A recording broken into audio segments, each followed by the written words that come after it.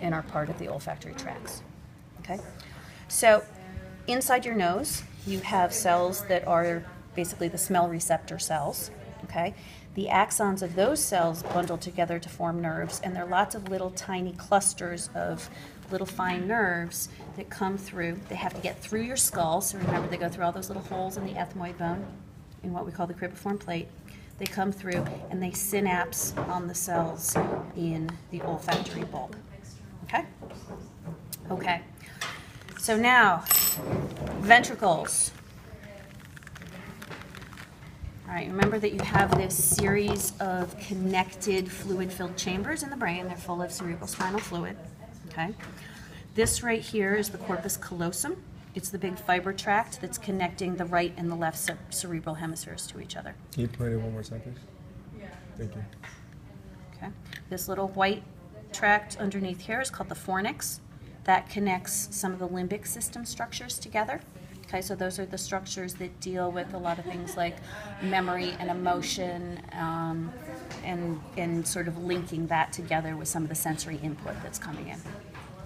Okay, so that's connecting things like the hippocampus and the mammillary bodies and those things that we talked about in lecture.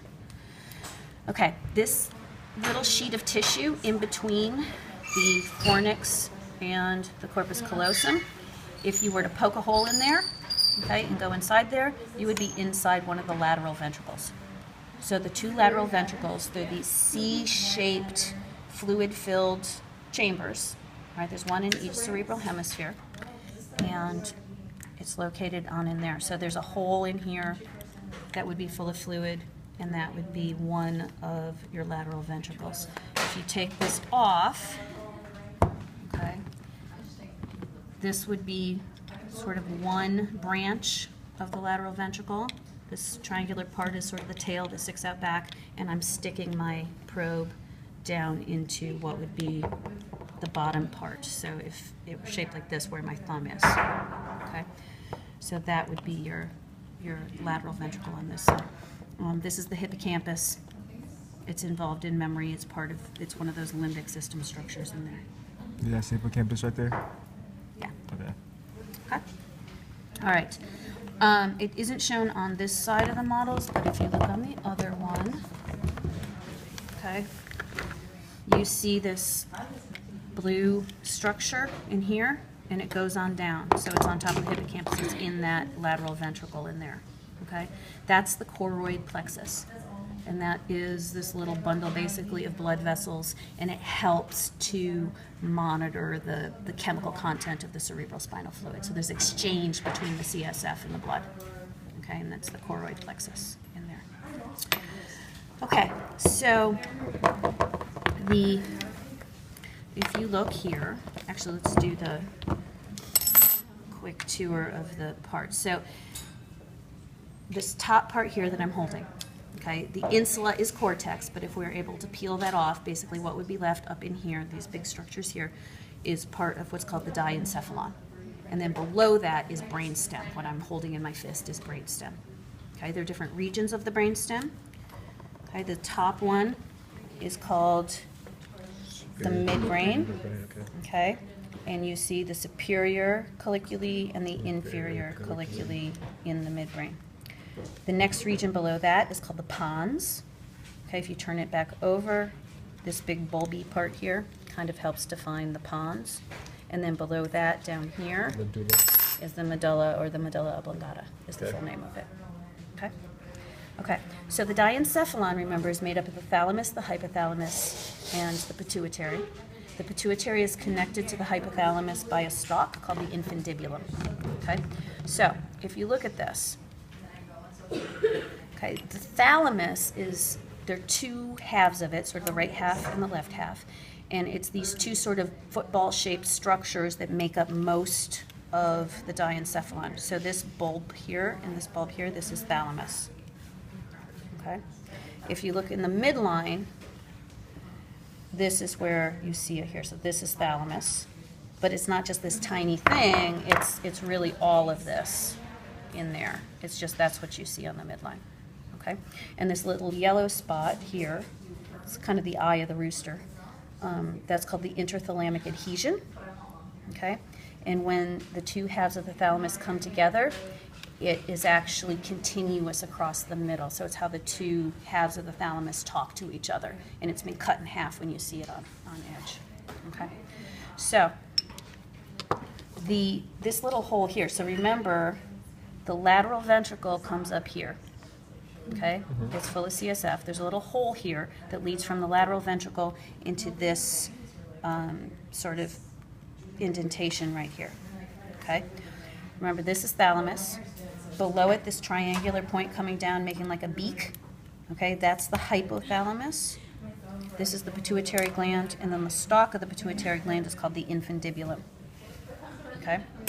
So this little cup-shaped structure that's made between the two halves of the diencephalon, there's one on each side. If I put them together, the space between my hands that's formed in between here when you put these guys together, that's the third ventricle, okay?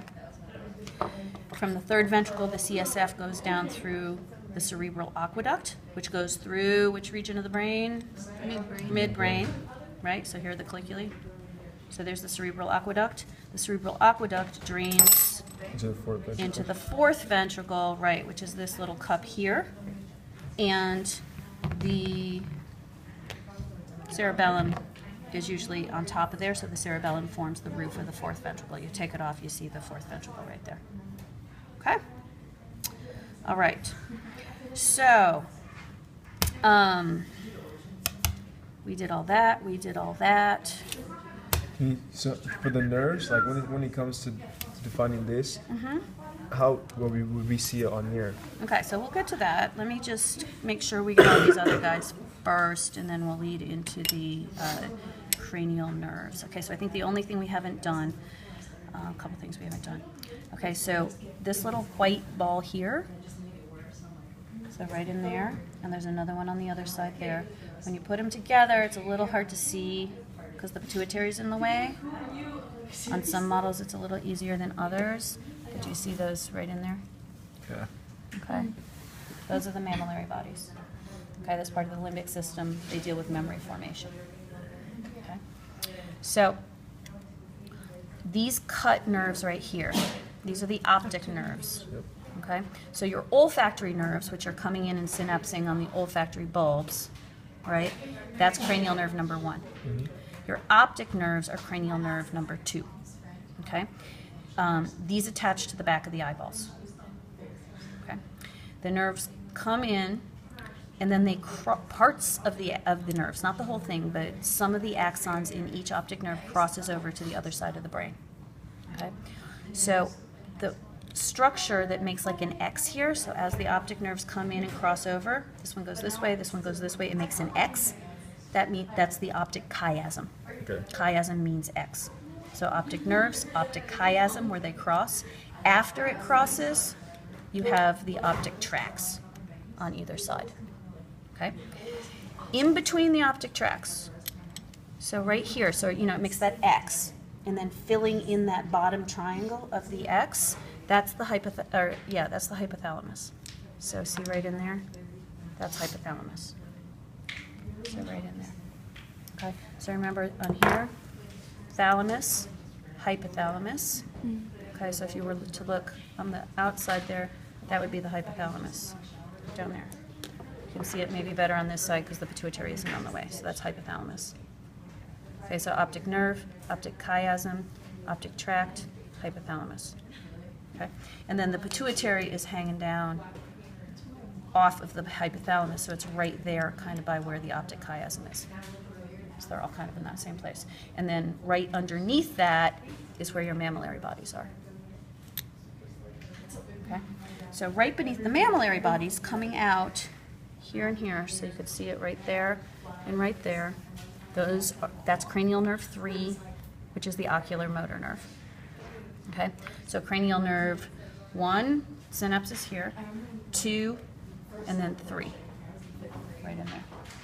Okay, if you go straight down from 3, like right along sort of closest to the midline here, you have cranial nerves 3, 6, and 12. That always helps me because I just remember the numbers and you double it.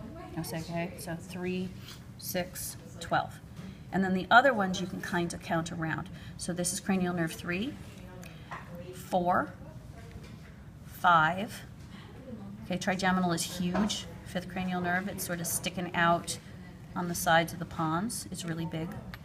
Okay, and then back to the middle here for cranial nerve 6, the abducens nerve. So, and then you can count around out this way. So 6, 7, 8. Okay, so 5, 6, 7, 8.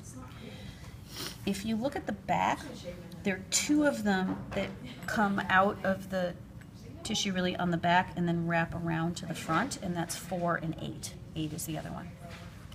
Okay, 8 carries information about hearing and balance. It's got lots of different names: auditory vestibular, vestibular cochlear. There's a bunch of different names. You can use whatever you want.